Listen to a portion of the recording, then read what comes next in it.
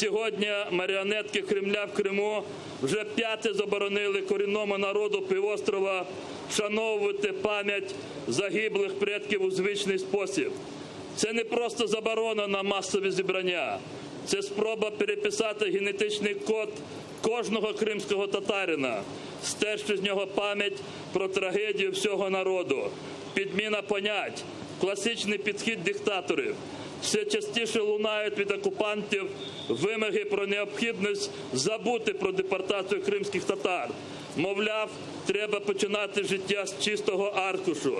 Тобто ті, хто, перетворивши свої рідні землі, майже пустелі, ті, хто, кинувши на призволяще свої села, міста, намагаючись колонізувати чужу для них землю, наш Крим, думають, що вони